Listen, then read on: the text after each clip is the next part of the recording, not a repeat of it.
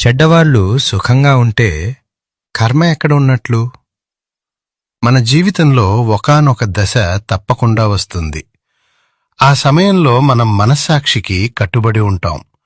ఎవరినీ నొప్పించం, అత్యంత నిజాయితీగా బతుకుతాం. అయినా సరే కష్టాలు మన నీడలా వెంటాడుతూనే ఉంటాయి. అప్పుడే మరోవైపు చూస్తే మోసాలు చేసినవారు, అన్యాయంగా ఎదిగినవారు, ఇతరులను ఏడిపించినవారు ఏ అడ్డంకులు లేకుండా అత్యంత సుఖంగా, వైభవంగా జీవిస్తున్నట్లు కనిపిస్తారు. వారి జీవితాలను చూసినప్పుడు మనసులో ఒక రకమైన నిస్సహాయత, ఆవేదన కలగడం సహజం. నేను తప్పు చేస్తున్నానా? మంచిగా ఉండటం వల్లే నేను నష్టపోతున్నానా? అసలు దేవుడు ఉన్నాడా? ఉంటే ఈ అన్యాయాన్ని ఎలా చూస్తున్నాడు అనే ప్రశ్నలు రావడం తప్పు కాదు. ఎందుకంటే మనిషి మనసు విపరీతమైన బాధలో ఉన్నప్పుడు అతడి విశ్వాసం కూడా ఒక్కోసారి తడబడుతుంది. అప్పుడు మనల్ని నిలదీసే అతిపెద్ద ప్రశ్న ఒక్కటే: చెడ్డవాళ్లంత సుఖంగా ఉంటే అసలు కర్మ సిద్ధాంతం ఎక్కడుంది? కాని మిత్రులారా, ఆధ్యాత్మిక శాస్త్రం దీనికిచ్చే సమాధానం చాలా లోతైనది. కర్మ అనేది ఒక బ్యాంక్ అకౌంట్ లాంటిది. చెడ్డవాడు ఈరోజు సుఖంగా ఉన్నాడంటే దానర్థం వాడు గత జన్మల్లో చేసుకున్న పుణ్యం అనే నిల్వ ఇంకా వాడి అకౌంట్లో మిగిలే ఉంది.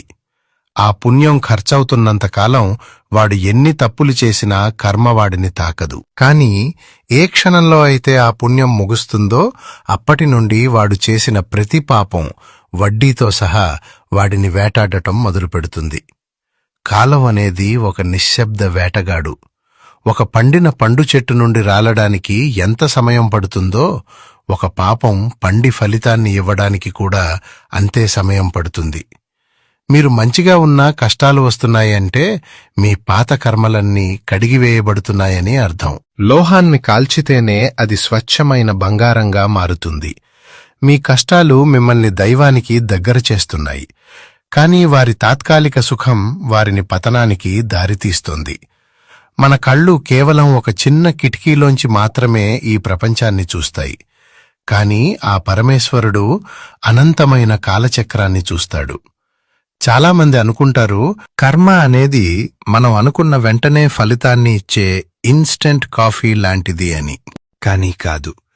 కర్మ అనేది ఒక విత్తనం లాంటిది. అది మొలకెత్తి భూమిని చీల్చుకుని బయటికి రావడానికి దానికి తనదైన సమయం పడుతుంది.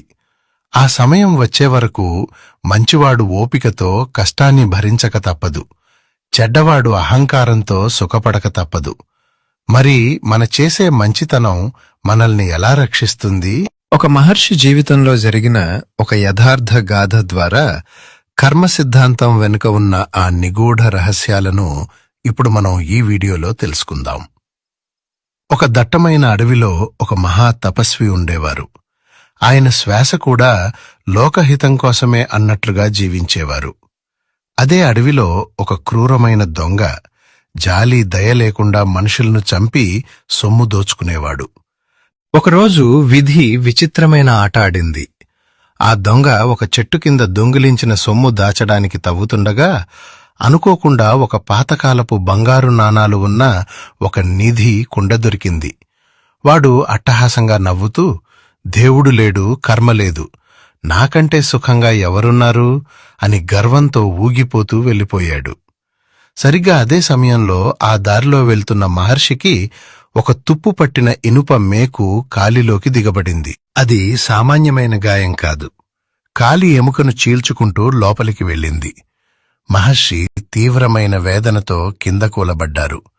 రక్తం ధారలుగా కారుతోంది. ఆ క్షణం ఆయన మనసులో ఒక సందేహం కలిగింది. నేను జీవితాంతం ధర్మాన్ని పాటించాను, భగవంతుణ్ణి స్మరించాను, నాకు మేకు గుచ్చుకుంది. కాని ఆ దొంగ అందర్నీ హింసిస్తున్నాడు, వాడికి మాత్రం నిధి దొరికింది. ఇదేనా భగవంతుడి న్యాయం? కర్మ సిద్ధాంతం ఎక్కడుంది అని బాధపడ్డారు.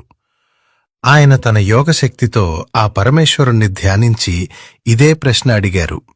అప్పుడు ఆ దేవుడు ప్రత్యక్షమై చిరునవ్వుతో ఇలా అన్నాడు: మహర్షి, నువ్వు కేవలం ఈ క్షణాన్ని చూస్తున్నావు, కాని నేను మీ గత జన్మల లెక్కలను చూస్తున్నాను. గత జన్మలో ఆ దొంగ చేసిన ఒక గొప్ప పుణ్యం వల్ల ఈ రోజు వాడు ఒక రాజ్యానికి చక్రవర్తి అవ్వాల్సి ఉంది. కాని ఈ జన్మలో వాడు చేస్తున్న పాపాల వల్ల ఆ చక్రవర్తి యోగం కాస్త ఒక చిన్న నిధికుండగా మారిపోయింది. అంటే వాడు పొందినది బహుమతి కాదు, వాడు తన పాపాల వల్ల కోల్పోయిన సామ్రాజ్యానికి మిగిలిన ఒక చిన్న ముక్క మాత్రమే. ఇక నీ విషయానికి వస్తే, గత జన్మలో నువ్వు చేసిన ఒక చిన్న పొరపాటు వల్ల ఈ రోజు నువ్వు మరణించాల్సి ఉంది. కాని ఈ జన్మలో నువ్వు చేసిన తపస్సు, నీ పుణ్యం వల్ల ఆ మరణం కాస్త ఒక చిన్న మేకు గుచ్చుకోవడంతో ముగిసిపోయింది. అంటే నీకు దొరికిన శిక్షలో ప్రాణాపాయం తొలగిపోయింది అని చెప్పాడు. పరమేశ్వరుడి మాటలు విన్న మహర్షి ఒక్కసారిగా నిర్వేదానికి లోనయ్యాడు. ఆయన కళ్ళ నుండి కన్నీళ్లు ధారలుగా ప్రవహించాయి. కాని ఆ కన్నీరు ఇప్పుడు బాధతో వచ్చినవి కావు, భగవంతుని అపారమైన కరుణను తలుచుకుని వచ్చిన భక్తి కన్నీళ్లు. స్వామీ, ఎంతటి అజ్ఞానంలో మునిగిపోయాను. కేవలం కాలికి తగిలిన గాయాన్ని చూసి నిన్ను నిందించాను. కాని ఆ గాయం వెనుక నువ్వు నా ప్రాణాలనే కాపాడావని తెలుసుకోలేకపోయాను.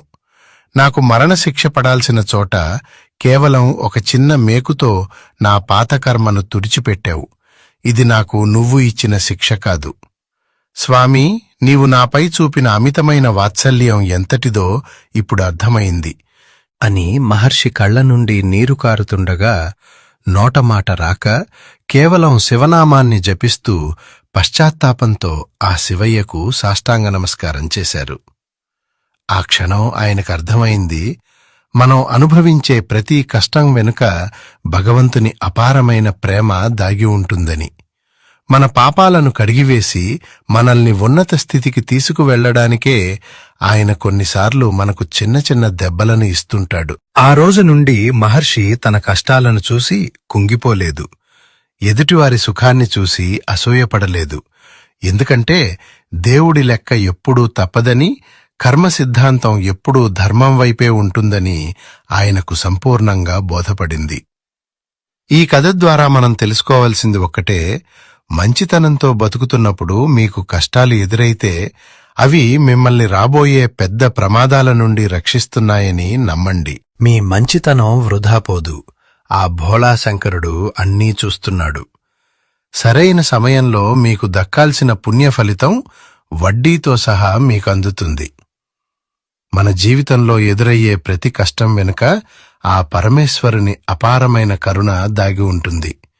అందుకే కష్టాలు వచ్చాయని కుంగిపోకండి. ఎదుటివారి తాత్కాలిక సుఖాన్ని చూసి అసూయపడకండి. ధర్మం వైపు నిలబడండి.